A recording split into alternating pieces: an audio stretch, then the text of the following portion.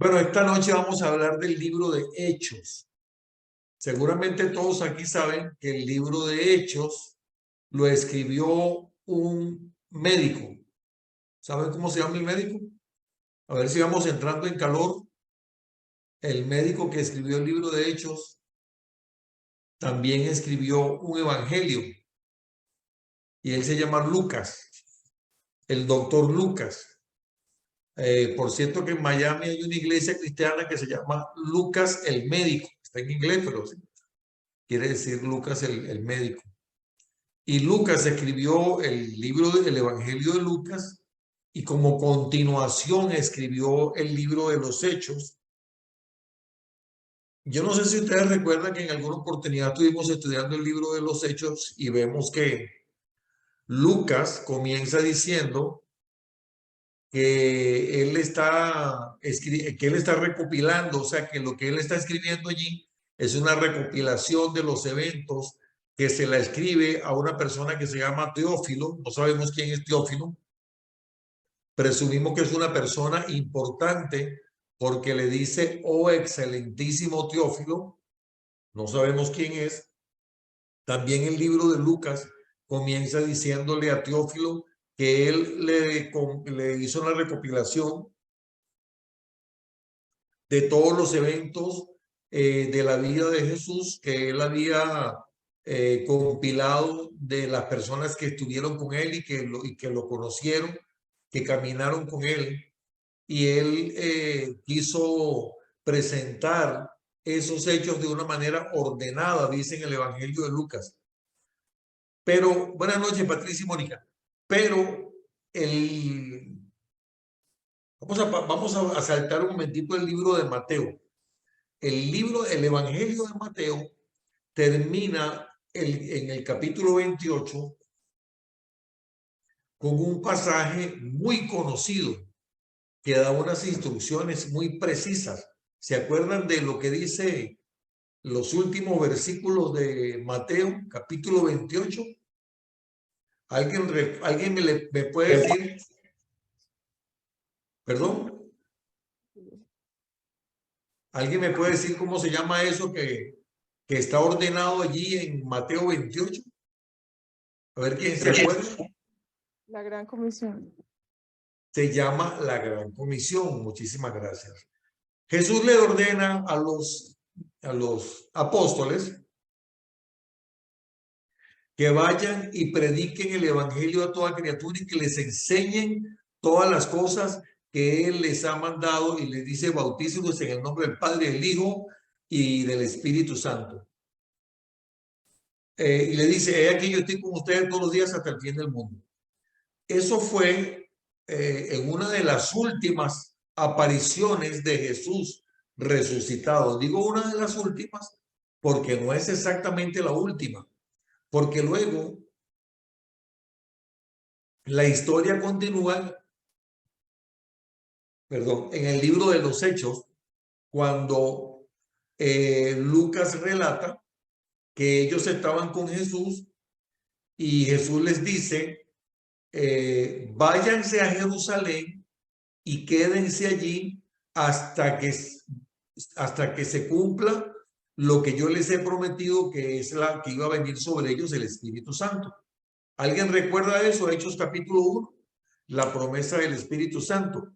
Porque aunque ellos, por supuesto, creían en Jesús, caminaban con él, sabían ya que él era el Mesías, pero no habían recibido el Espíritu Santo. Recuerden que en el Antiguo Testamento, cuando se habla, por ejemplo, de David, de Saúl y de muchos otros personajes bíblicos, se dice que el Espíritu Santo estaba sobre las personas, sobre quien Dios determinaba que estuvieran, no era todo el mundo. Pero ya en el Nuevo Testamento Jesús les dice: vayan y quédense allí esperando la promesa. Ellos se van a Jerusalén y dice que en el día ¿de qué? ¿Qué día fue? ¿Qué pasó lo que pasó? Pentecostés.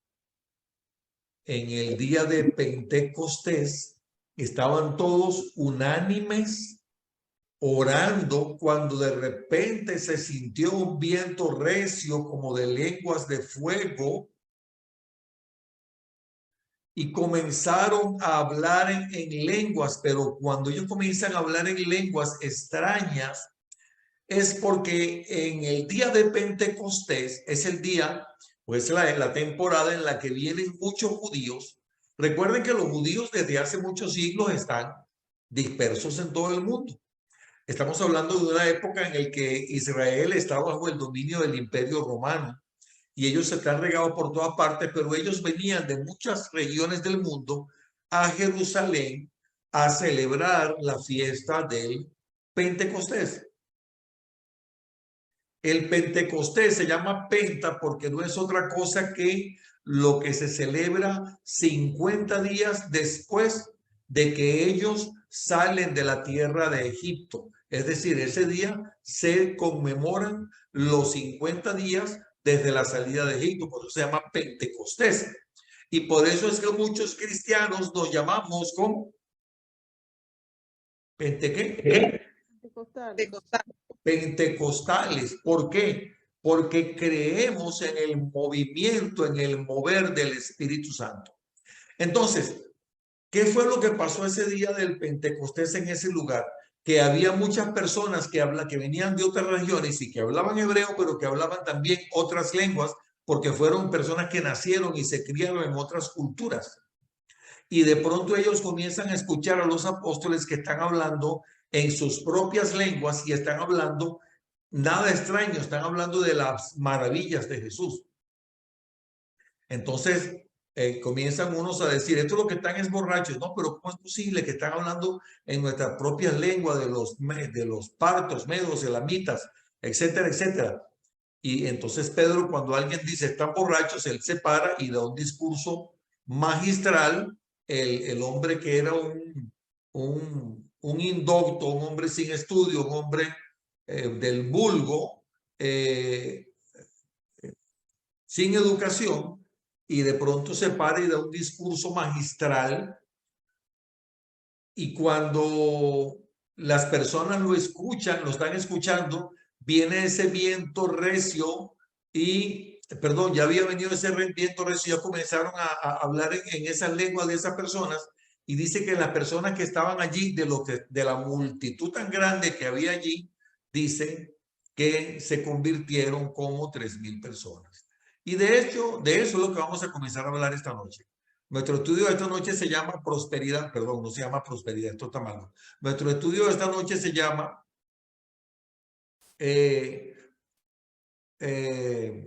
poder milagroso para sanar y salvar. Guillermo, qué pena, te pedí la lámina y no la puse. Bueno, poder milagroso que sana y salva, se llama nuestro estudio de esta noche. Y lo que ocurrió en el libro de Hechos, capítulo 2, verso 41, es que los que recibieron su palabra fueron bautizados y se añadieron aquel día como 3,000 personas. 3,000 personas que se sumaron al ejército de Cristo. Y luego, un poco más adelante, en el capítulo 4 del libro de Hechos, dice, hablando ellos del pueblo, vinieron sobre ellos los sacerdotes con el jefe de la guardia del templo y los saduceos, resentidos de que enseñasen el pueblo y anunciasen a Jesús la resurrección de entre los muertos, y les echaron mano y los pusieron en la cárcel hasta el día siguiente porque ya era tarde. Pero muchos de los que habían oído la palabra creyeron, y el número de los varones era como 5,000. Es decir, aquí habla de que se convirtieron otras 5,000 personas. Primero 3,000 y después 8,000 en 4 capítulos.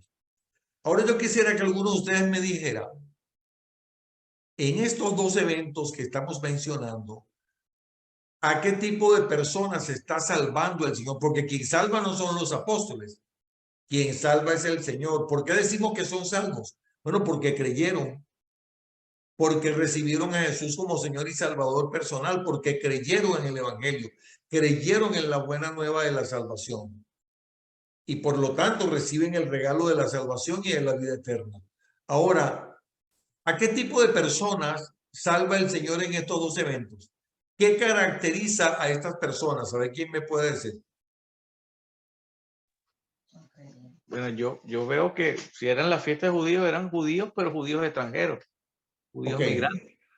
Eran judíos extranjeros, pero eran Judíos. judíos. ¿Sí o no? Ok. ¿Podemos predicarle el evangelio a los judíos? ¿Qué estaban haciendo ellos en Jerusalén? Había una fiesta en el templo. Dígalo, César. O mire, no sé qué era. La fiesta, celebrando la fiesta del Pentecostés. ¿Y qué es la fiesta del Pentecostés? ¿Es una fiesta? La buena, celebrando la salida de Egipto, pues. Ok, es una fiesta judía. De salida de ser esclavo. Ok. Ahora bien, ¿podemos nosotros como creyentes predicarle el evangelio de Cristo a los judíos? ¿Qué opinan ustedes? Es complicado porque ellos de hecho son muy herméticos. Hay unos que no hablan siquiera con otras personas. Entonces no sé si será fácil llegar a ellos, la verdad. Indudablemente, tienes toda la razón. Pero cuando el Señor se propone, porque recuérdate que quien lo salva no es Pedro ni los apóstoles, quien lo hace es el Señor. Y cuando el Señor se propone hacerlo, y si te quiere usar a ti, Diana, para hacerlo, o si me quiere usar a mí, ¿quiénes somos tú y yo para cuestionarlo? ¿Verdad? Ahora vamos a hablar de otras personas. Vamos a hablar de otras personas. Vamos a hablar ahora de 4 tipos de personas diferentes. Primer grupo de personas. Este grupo de personas los llamamos los marginados. ¿Por qué los llamamos los marginados? Vamos a ver. Hechos capítulo 8, versos 1 al 8, dice que se predica el evangelio en Samaria. Esto, a ver quién recuerda. ¿Qué pasó? ¿Qué dice en el libro de Hechos que pasó después de la muerte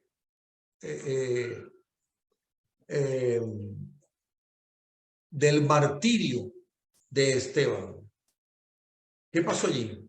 ¿Qué pasó después de la muerte de Esteban? ¿Quién recuerda eso? Cuando el espíritu de Jesús se le aparece a Saulo. Me recuerdo luego de lo que le sucedió a Esteban, entonces él le dice, pero Jesús, ¿cómo hago? Mira que yo estuve de acuerdo con la muerte de Esteban, esa parte a mí me ha marcado mucho. ¿Pero qué estaba haciendo Saulo? ¿Qué estaba haciendo Saulo después de la muerte de Esteban? Persiguiendo a todos los cristianos. Persiguiendo a todos los cristianos. Entonces, ¿qué pasó en la muerte de Esteban? Después de la muerte de Esteban. Se le presenta Jesús y le dice, Saulo, Saulo, ¿por qué? A Saulo. Pero Saulo está persiguiendo. Y entonces eso nos indica que hubo una terrible persecución en contra de los cristianos en ese tiempo. ¿Ok? Cuando, o sea, miremoslo de esta manera. Si a nosotros somos parte de una iglesia y recibimos una manifestación gloriosa del Señor que nos manda a predicar el evangelio, llámese allá en Bogotá, en el barrio donde vive Diana, o allá en Heredia, Costa Rica, o allá en San Rafael, en Costa Rica, o allá siempre se me olvida donde vive César, Charlotte, ¿verdad, César? Charleston. Yeah. Ok, en Charleston o en Fort Myers, Florida. Vayan y prediquen el evangelio. Y estamos nosotros entusiasmados predicando el evangelio y la gente se está convirtiendo y de pronto está César predicando un día y se convierte en 3,000 y de pronto viene Jaime y está predicando y se convierte en otros 5,000. pero de pronto se desata una persecución, a uno lo martirizan o a otros los matan de otras maneras, se meten en las casas, sacan a la gente a golpes, los meten en la cárcel y nos vemos obligados a correr, porque es que si no es que no estamos jugando, es que nos van a matar. ¿Y qué pensaría uno, Graciela? ¿Qué va a pasar con el evangelio, digo?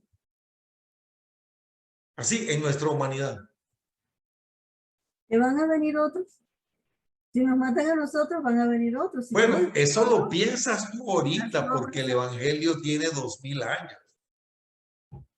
Pero imagínate tú en aquella época cuando estaba comenzando. ¿Qué crees que podíamos pensar? Que se perdía el evangelio, que no iba a existir más. Como decía un amigo en Venezuela, el último que salga, que cierre la luz, que apague la luz y cierre la puerta. Esto se acabó. Gracias, Guillermo. Muy acertado. Porque claro, Graciela, hoy en día decimos, bueno, sé que si desaparecemos nosotros vienen otros, cierto. Pero ¿cómo lo habrán visto ellos en aquel momento? Sin embargo, se dispersan y se van a Samaria y comienzan a predicar el evangelio en Samaria. Ahora bien, ¿quiénes son? ¿Qué son los samaritanos para los judíos? A ver, ¿quién recuerda esto? Gente no grata. Gente no grata. Los samaritanos son, aunque parcialmente son familia de ellos, son parientes, pero Samaria siglos atrás había sido invadida por los asirios, y los asirios mandaron a mucha gente de esa nación, una nación impía, a poblar esa ciudad y a implantar en esa ciudad sus dioses, sus creencias y sus costumbres. Y por eso los samaritanos, aunque ahí vivía mucha gente que eran descendientes de ellos, pero ellos se hicieron abominables, ingratos, criaturas despreciables para los judíos. Sin embargo, ellos, ¿ustedes se acuerdan a Jesús en el pozo con la mujer? ¿Cómo era? ¿Recuerdan eso? Samaritana. Samaritana. ¿Qué decía la mujer samaritana? Que en ese pozo, ¿se acuerdan? Sí. ¿Que en ese pozo qué? Era que se debía adorar. Se debía adorar. Y decía, este pozo lo cavó nuestro padre Jacob. Es decir, a pesar de todo eso, ellos se identifican como hijos de Abraham. Entonces son como parientes, como parientes lejanos y además marginados. ¿Estamos claros en eso? Entonces miren lo que está sucediendo aquí. Dice, volvemos otra vez a Saulo. Dice, Saulo consentía en su muerte, la muerte de Esteban. En aquel día hubo una gran persecución contra la iglesia que estaba en Jerusalén, y todos fueron esparcidos por las tierras de Judea y Samaria, salvo los apóstoles. Y hombres piadosos llevaron a enterrar a Esteban. Hombres piadosos llevaron a enterrar a Esteban e hicieron gran llanto sobre él. Y Saulo asolaba la iglesia y entrando casa por casa arrastraba a hombres y mujeres y los entregaba en la cárcel. Pero los que fueron esparcidos iban por todas partes anunciando el evangelio. Entonces Felipe, descendiendo a la ciudad de Samaria, les predicaba a Cristo, y la gente unánime escuchaba atentamente las cosas que decía Felipe, oyendo y viendo las señales que hacía. Porque de muchos que tenían espíritus inmundos salían de estos dando grandes voces, y muchos paralíticos y cojos eran sanados. Así que había gran gozo en aquella ciudad. Ahora pregunto, ¿a qué tipo de personas salva Dios acá? ¿Quiénes son ellos?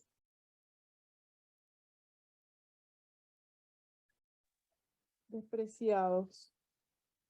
Ok, pero ¿quiénes son?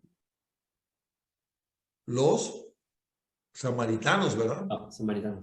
Ok, son despreciados, son medio hermanos, pero como que hay un rechazo.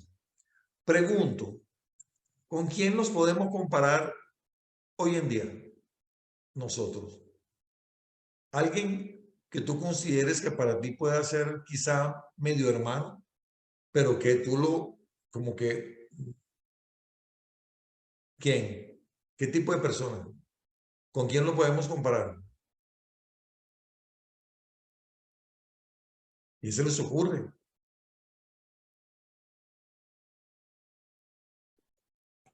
Con los católicos. Los católicos quizá, muy bien, los católicos. Somos cristianos todos. Sin embargo, aunque no es mi caso, y creo que el caso de ninguno de ustedes acá, pero sí hay muchos cristianos que como que los rechazan. O también pudiéramos decir los testigos de Jehová, o pudiéramos decir los adventistas o los, ¿cómo se llaman? Los mormones, ¿sí o no? Pero nosotros a veces nos damos el lujo de hacer acepción de personas. Pero ya ven que Dios aquí no hizo acepción de personas. ¿Cómo podemos, yo les dejo esta pregunta para que reflexionemos. ¿Cómo podemos nosotros estar preparados para predicarles, para hablarles del Evangelio de Cristo a este tipo de personas? ¿Cómo? Lo que yo los invito a preguntarse es, ¿cómo? Diciéndole que hacer ciertas cosas que les enseñan en la iglesia no están correctas. ¿Creen que esa sería la manera de hacerlo? ¿Qué dice Graciela?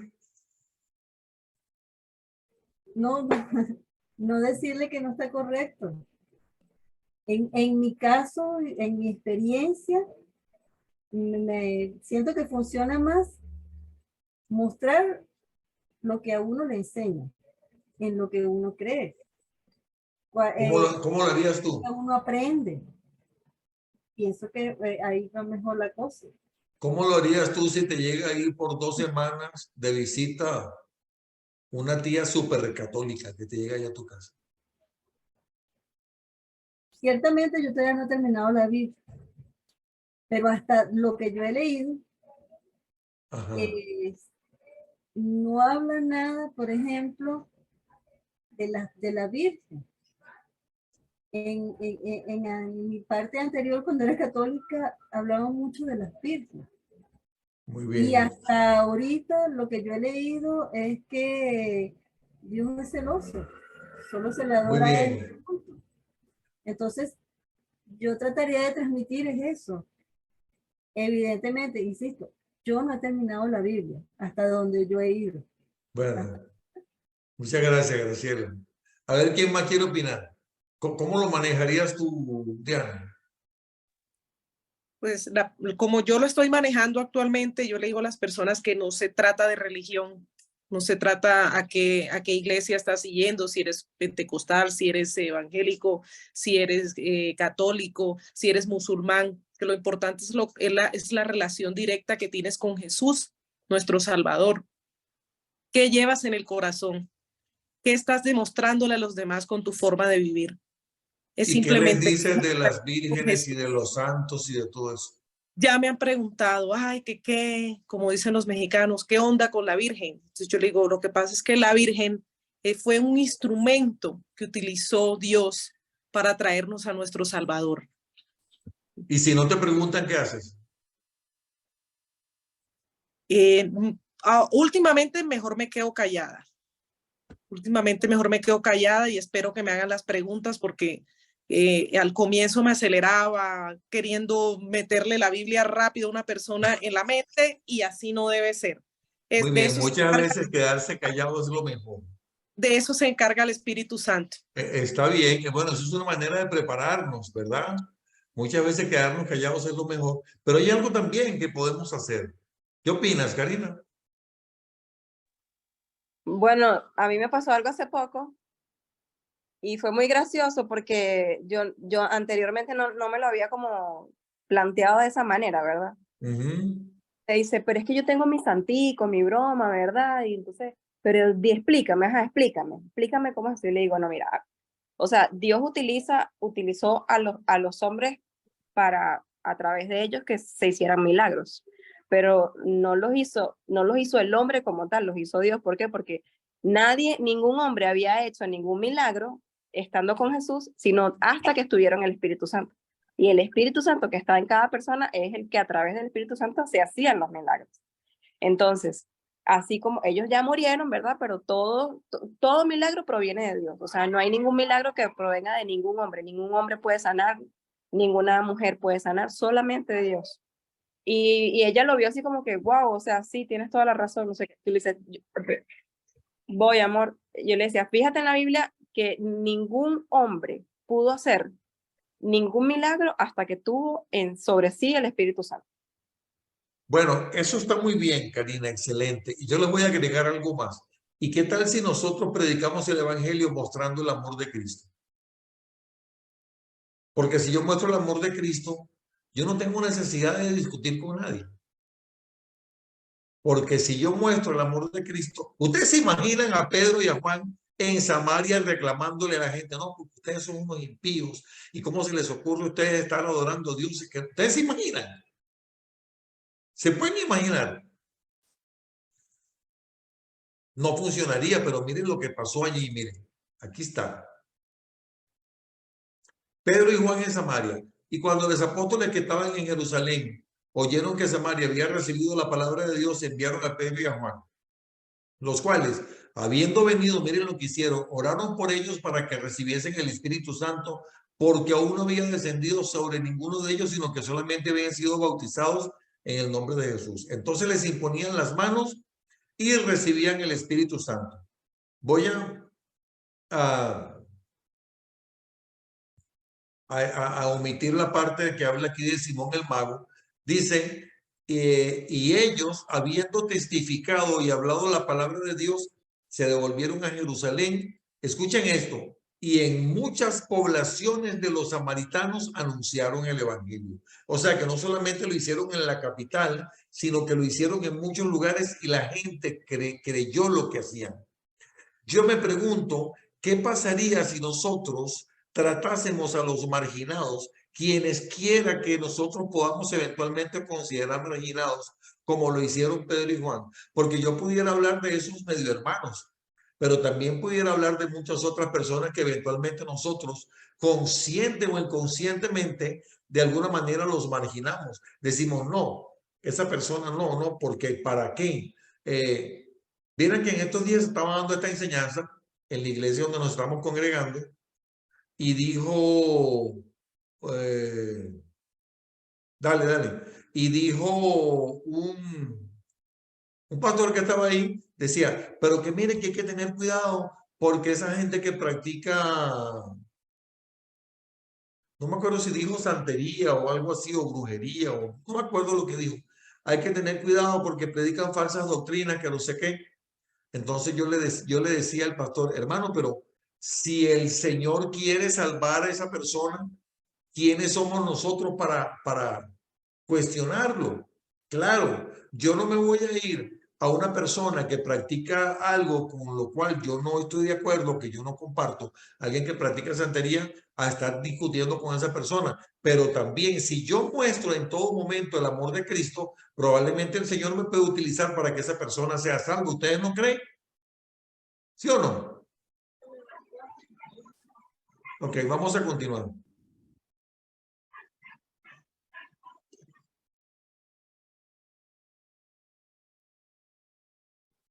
Tenemos un segundo grupo de personas que son los que anhelan que alguien les hable de Cristo. Aquí tenemos un caso muy bonito que es un hombre que era etíope, a quien Felipe, Dios le ordenó que se le acercara. Dice, un ángel del Señor habló a Felipe diciendo, levántate y ve hacia el sur por el camino que desciende de Jerusalén a Gaza, el cual es desierto. Entonces él se levantó y fue. Y sucedió que un etíope, eunuco, funcionario de Candace, reina de los etíopes, el cual estaba sobre todos sus tesoros y había venido de Jerusalén para adorar, volvía sentado en su carro y leyendo el profeta Isaías. Y el Espíritu dijo a Felipe, acércate y júntate a ese carro. Acudiendo Felipe le oyó que leía el profeta Isaías y dijo, pero ¿entiendes lo que lees? Y él le dijo, ¿y cómo podré si alguno no me enseñare? Y rogó a Felipe que subiese y se sentara con él. Entonces, este es un hombre etíope, este hombre no es israelita, este hombre no es cristiano, este hombre dice que era un funcionario de la reina de Etiopía, me imagino que era un moreno que es muy alto y qué sé yo, muy diferente a ellos, pero por alguna razón Dios puso en las manos de ese hombre el libro del profeta Isaías, lo estaba leyendo, no lo entendía. Dios le manda a Felipe que se acerque a él y el hombre le dice, ¿cómo voy a poder entender si nadie me enseña? Felipe le explicó, le predicó a Cristo y entonces el etíope, después de que le predicaron a Cristo, le dijo a Felipe, mira, ahí hay agua, yo me puedo bautizar. Y Felipe le dijo, bueno, si crees que Jesús es el Señor, te puedes bautizar. Y lo bautizó y él fue salvo y pasó a ser parte de la familia de Dios. Entonces ahí tenemos otro caso de personas que quizá, vuelvo a decir, que quizá nosotros ni remotamente pensábamos que podían ser salvos, pero en algún momento te dicen, Graciela, ¿tú me puedes explicar eso de la Biblia, de la iglesia esa donde tú vas? ¿Cómo es eso de cómo que es la religión esa tuya? ¿Quién eres tú para cuestionarlo? Vamos a continuar. Vamos a hablar de un tercer grupo de personas. Y yo te voy a pedir que me digas, ¿cómo le llamarías a este tipo de personas? Ahora no le voy a poner nombre. Dice que había en Damasco un discípulo llamado Ananías, a quien el Señor le dijo en visión, Ananías. Y él respondió, heme aquí. Y el Señor le dijo, levántate y ve a la calle que se llama derecha y busca en casa de Judas a uno llamado Saulo de Tarso, porque he aquí él ora.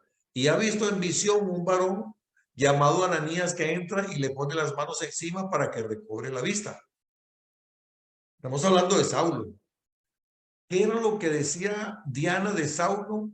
Que Saulo, que después Dios le cambió el nombre y le puso Pablo, estaba persiguiendo despiadadamente a los creyentes. Tenía una fama terrible. Y cuando Dios le dice a Ananías, mira, él tuvo una visión de que alguien llamado Ananías le iba a ir, le iba a poner las manos y iba a recuperar la vista. Entonces Ananías anda y ora por él. Y Ananías le dice, Señor, pero ¿de qué estamos hablando? Si este es el hombre que persigue a la gente, que mata cristianos, que se mete casa por casa y los saca de allí y los jala y los lleva a la cárcel. ¿Cómo me vas a mandar? Tú no estarás confundido. Esto lo estoy diciendo yo, no lo dice la Biblia, ¿no? Yo creo que hay una confusión aquí, Señor. Saulo no puede ser Ananías. Vaya inmediatamente, así como le habla Graciela a veces a Jaime. No, estoy bromeando. Vaya inmediatamente a donde está Pablo, a donde está Saulo. Haga lo que le estoy diciendo. Saulo dice, ok, va, lo encuentra allí, ora por él, le impone las manos y Saulo recupera la vista. Inmediatamente dice que comienza a predicar. ¿A qué tipo de persona está salvando el Señor en ese momento? ¿Cómo? ¿Qué nombre le ponen ustedes? A ver, César, póngale un nombre. Yo no sé, son personas que saben, que conocen la palabra, pero están como todavía con el Antiguo Testamento, están todavía en la ley. Bueno, eso por un lado, pero por otro lado, ¿qué hacía Pablo? Bueno, perseguía. No creía. No creía, pues. Muy bien. ¿Y qué hacía? Perseguía. Sí, perseguía y mataba. ¿Él era un amigo del evangelio? No, enemigos, los enemigos. Era un enemigo del evangelio. ¿Qué nombre le ponemos a este tipo de personas? Los enemigos. Los enemigos del evangelio, me gusta eso, César. Por ejemplo, hoy en día, no hay una sola respuesta para esto. Quizá todas las que ustedes digan pueden estar buenas. Un ejemplo. Enemigo del evangelio. Bueno, por ejemplo, esa secta, esa nueva, no sé qué nombre darle o qué nombre tienen, esa nueva tendencia de género, de llamar cosas que no son, pues, o que tú puedes ser lo que tú te sientas. Bueno, Y eso puede ser una. rechazan la palabra, dice, o creen en un Dios que no sé dónde está, pues un Dios de ellos figurado, un Dios que les conviene, pero no sé qué Muy nombre. bien. ¿Hay enemigos del evangelio hoy en día? ¿Tú Sí. qué crees, Karina? ¿Hay enemigos del evangelio? Sí, claro. Los ¿Cómo nos mismos, los ¿Ah? mismos gobernantes. Incluso muchos gobernantes. No todos, pero sí muchos. Volvemos a hacernos la misma pregunta para que quede allí pendiente. ¿Cómo nos preparamos para predicarle a ese tipo de personas, para compartirle el evangelio? Y vamos ahora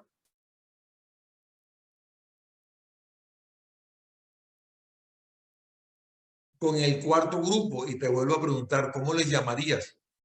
Este es un hombre que se llama Cornelio, Hechos capítulo 10. Cornelio es un centurión, es un militar del ejército romano que tiene autoridad. Se supone que tiene por lo menos 100 personas a su mando, por eso se llama centurión. Dice en Hechos capítulo 10 que Cornelio oraba mucho. Él, aunque no era judío, él creía en el Dios de los hebreos. Dice que él hacía buenas obras. Escúchenme esto. Cornelio hacía buenas obras, oraba, ayunaba, ayudaba a la gente. Como dirían allá en Argentina, Guillermo, lindo, chico, pero a Cornelio le faltaba algo. ¿Qué le faltaba a Cornelio? Cuando está Pedro en otra ciudad que se llama Jope, en la azotea orando, en la casa de un tal Simón que era curtidor, y a Pedro tiene una visión de animales que él considera inmundos y él oye la voz del Señor que le dice, Pedro, levántate, mata y come. Y Pedro le dice, pero si yo nunca he comido nada inmundo. Y esa visión se le apareció 3 veces seguidas y ya Pedro entendió que el Señor le estaba queriendo decir algo. Y por último le dijo, lo que yo he llamado santo no lo llames tú inmundo. Simultáneamente, Cornelio, cuando está orando, se le aparece un ángel y le dice, manda a la casa de Simón, el curtidor que vive a la orilla del mar en Jope, y busca a un tal Pedro y mándale a decir que venga. Cornelio no sabía para qué tenía que mandar a llamar a Pedro. Llegan los soldados de Cornelio donde está Pedro en la casa de Simón y le dice, mira, es que nuestro patrón tuvo una visión y dice que te mande, que nos acompañes. Casi que se lo llevan preso. Pedro le dice, bueno, está bien, yo voy a ir, porque ya el Señor le había dicho, si te vienen a buscar, tú tienes que ir. Pero para los judíos era una abominación ir a la casa de un centurión. Eso era algo, ¿cómo se diría eso?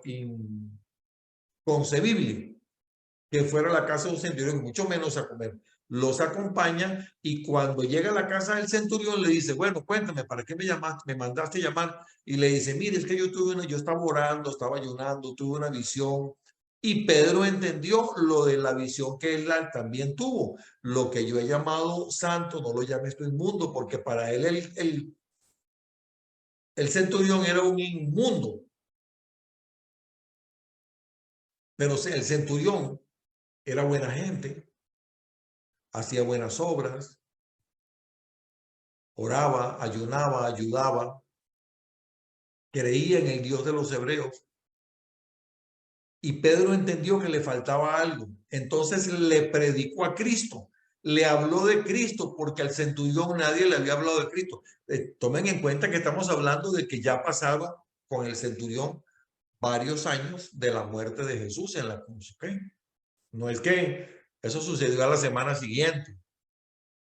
Entonces, Pedro le habla de Cristo y dice que él y su familia creyeron. ¿Sí, Karina? Ese es el mismo que dice que conoció a Jesús, ¿no? No, no es el mismo. Este es otro centurión.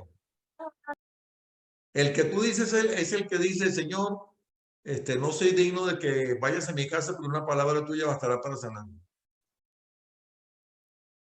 De ese me estabas hablando, ¿no, Karina?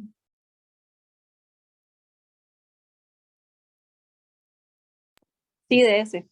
Okay, no. Hola, ¿cómo está, Victoria? Este es otro centurión. Entonces, dice que cayó el Espíritu Santo allí, recibieron el Señor, comenzaron a hablar en lenguas y Pedro fue y los bautizó a todos y toda la familia se salvó. Toda la familia fue salva en esa noche. Bueno, en ese día, no sé si era de día o de noche. ¿A qué tipo de personas se está salvando el Señor allí? ¿Cómo lo describirían? ¿Qué nombre le ponen? Una buena persona que no tiene a Cristo. Muy bien, Karina lo ha dicho muy bien. Inocentes. ¿Cómo dice César? Inocentes. ¿Por qué le pones así? No entiendo. Bueno, porque son buenos, pero no saben, no tienen el conocimiento. Pues. ¿Conoces No, a alguien así, César? sí, yo mismo.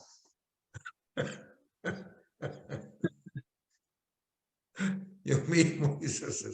Yo mismo soy. Pero Muy sí, bien.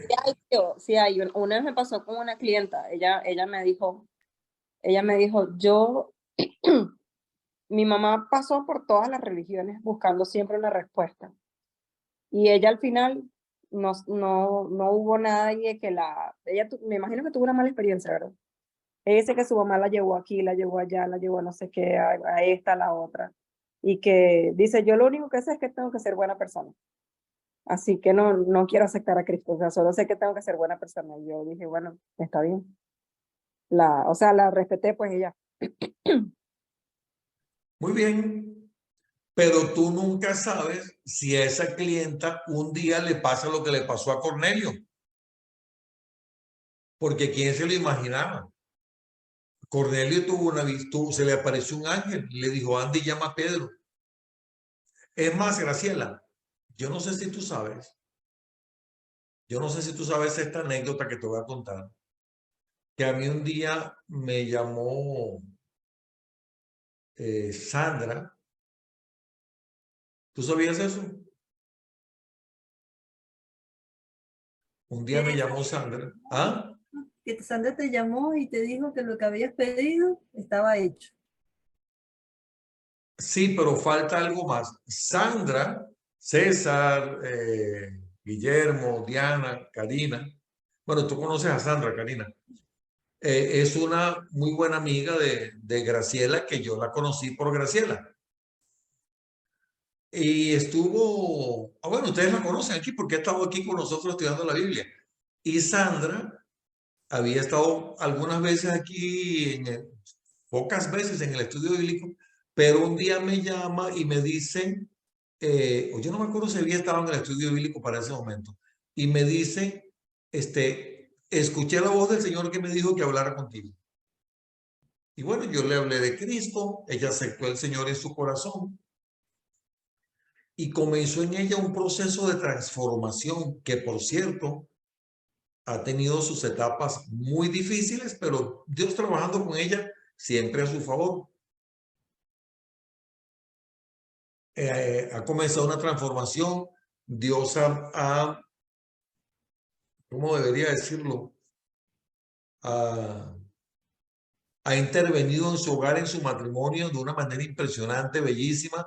Comenzó a congregarse allá en la iglesia Casa de Alabanza, donde va Karina, que era donde yo me congrego, donde va Karina, donde va Graciela. Y Sandra invitó a Graciela a la iglesia. Sandra me evangelizó. Sandra la evangelizó. Sandra, Graciela, la que cuando se quedó en mi casa como un mes, cuando estaba recién llegada a Costa Rica, no me lo dijo. Yo no quiero que me hables de eso. Yo no quiero que tú me hables de la Biblia ni de nada de eso. Muy amablemente me lo dijo, pero me lo dijo. ¿Sí o no, Graciela? sí. Y que cuando Pero, estuviera preparado, yo iba a asistir. Para que me hablara. pero no eras tú que estabas preparado. Mm. Es que era el momento que Jehová tenía para ti. El momento cuando Dios determinó que eso sucediera. Sí, Si y tú de por hecho, una u otra, perdón, de anécdota, Sandra trabajaba conmigo, pero ella trabajaba en el piso de arriba y yo en el piso de abajo. Y pareciera que Dios me la sentó al frente. Y la mujer, no hubo otro tema de conversación que no fuera evangelizarme. Y realmente ella fue la que imagínate, evangelizó. Por otras razones también terminé en la iglesia y eso sí, como todo lo mío, me metí de cabeza. qué bueno, gloria a Dios por eso. Dios te tenía para eso. ¿Tú te imaginas que Sandra hubiese puesto, no, ¿cómo yo lo voy a hablar a Graciela? Señor, tú debes estar equivocado, tú estás confundido. Graciela no, si es que ella no quiere saber nada. ¿Ustedes se imaginan? Pero yo concluyo con esto. Cuando nosotros nos preparamos, Graciela, leyendo tanto como sea posible y estudiando la palabra del Señor y escuchando la palabra. Porque no solamente leerla, es escucharla, porque cuando uno participa de un estudio bíblico, va, escucha una prédica, en fin, todo lo que uno pueda, uno está aprendiendo. Y cuando estamos aprendiendo, nos estamos preparando para esos momentos cuando Dios nos puede usar, así como usó a Sandra, para hablarte a ti. ¿Verdad que sí? O como un día me usó a mí para hablarle a Sandra o para hablarle a Karina o para hablarle a César, que fue algo supuestamente casual, César, ¿verdad? Pero seguramente Dios venía preparándote de alguna manera. Súper casual. ¿Sí? Para usted, Y César vino de allá de Carolina del Sur a Miami un día a una actividad de negocios, supuestamente. Y miren, ya han pasado casi 5 años desde entonces.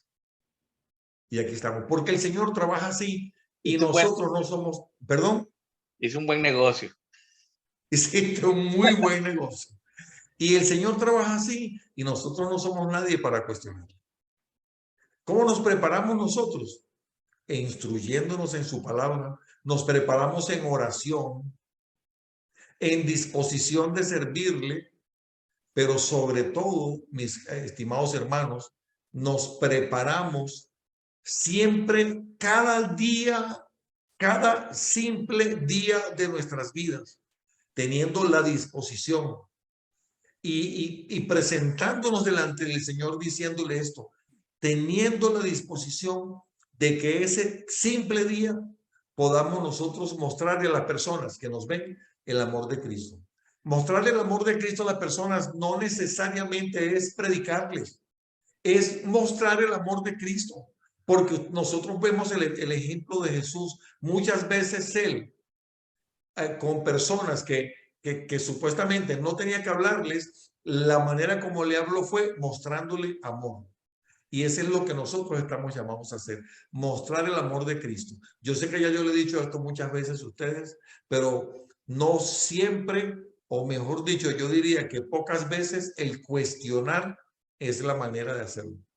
Simplemente mostrar el amor de Cristo. Eso significa que muchas veces nosotros podemos tener una posición como una persona en la que de alguna manera amorosamente le dejamos saber, mira, yo no estoy de acuerdo con lo que tú haces, o yo no estoy de acuerdo con lo que tú piensas, pero yo te amo igual, y yo estoy aquí a la orden igual, y yo te voy a apoyar igual, aunque yo no esté de acuerdo, siempre puedes contar conmigo. Y un día, así como el Señor inquietó a Sandra para hablarle a Graciela, puede que nos inquiete cualquiera de nosotros para hablarle a alguien. Probablemente el día que Sandra fue y se le sentó a Graciela en el frente, ya Dios había preparado el corazón de Graciela. ¿Es cierto eso, Graciela, o no? Ya lo había preparado. Sí, eso era lo que te iba a comentar, que a manera de anécdota y si sirve de experiencias para todos. Me debilitó Dios por diferentes cosas. Pues sí, Dios me debilitó al punto de que ya no tenía más nada que hacer. Y Te justo ahí quebrantó. me quebrantó. Y justo ahí en el mayor quebrantamiento, así cuando estaba como en el fondito, me sentó Sandra al frente. Y la mujer, dale, dale, dale, dale. Bueno, los que conocen a Sandra saben lo buena vendedora que es la mujer. Y pues sí, ahí llegué y después me agarró el pastor y dijo las palabras claves tanto para Jaime como para mí, que no era una cuestión de religión, sino de relación. Amén. Y ya. Nos trabajó y me convirtió en otra persona, honestamente. Bueno, Karina, que es la que más me ha visto últimamente, ¿sabes? Amén. Amén. Gloria a Dios por eso. Vamos a orar para despedir la grabación para YouTube y luego vamos a quedar aquí unos minutos orando. Padre amado, la gloria, bendecimos tu nombre, te damos gracias por tu palabra, Señor, gracias porque esta noche nos has hablado y nos has mostrado, Señor, la importancia de nosotros, no solamente de disponer nuestros corazones, sino disponer todo aquello, Señor, que tú pones en nuestras manos, todos nuestros recursos para poderle mostrar, Señor, el amor de tu Hijo Jesucristo a cuanta persona tú nos indiques, Señor. Porque nosotros nunca podremos, Señor, cuestionar lo que tú quieres hacer, Señor, sino más bien, Señor, lo que queremos hacer es que nuestros corazones estén dispuestos, Señor. Por eso también te pedimos, Padre, que tú nos instruyas en tu palabra, que tú pongas en nosotros, Padre, así el querer como el hacer, para que le dediquemos el mayor tiempo posible a conocer de ti por medio de tu palabra, sea leyendo, estudiando, o en una sesión de estudio bíblico como esta, o escuchando una prédica, Señor, en fin, de la manera como tú nos lo permitas, Señor, pero que tengamos nosotros, Señor, esa disposición en el corazón para saber de ti, Señor, también en el tiempo de oración, Señor, que nos dispongamos, Padre, a servirte, a ser instrumentos de bendición en tus manos, Señor, y a que tú nos puedas usar para hablarle de tu Hijo Jesucristo, de la buena nueva de salvación a aquellas personas, Señor, que tú dispongas, Señor, que le hablemos, Padre. Así que quedamos en tus manos. Yo bendigo a cada uno de mis hermanos que se ha conectado aquí esta noche en vivo. Bendigo a los que nos ven en la grabación a través del YouTube, Señor. Úsanos a todos, Padre, como instrumentos de bendición en tus manos, Señor. En el nombre de Jesús, amén. Muchas bendiciones para todos. Me despido de los que están en YouTube. Nos vemos la próxima semana a la misma hora, 9 de la noche, hora de Miami, para seguir escudriñando la palabra. Bendiciones y buenas noches.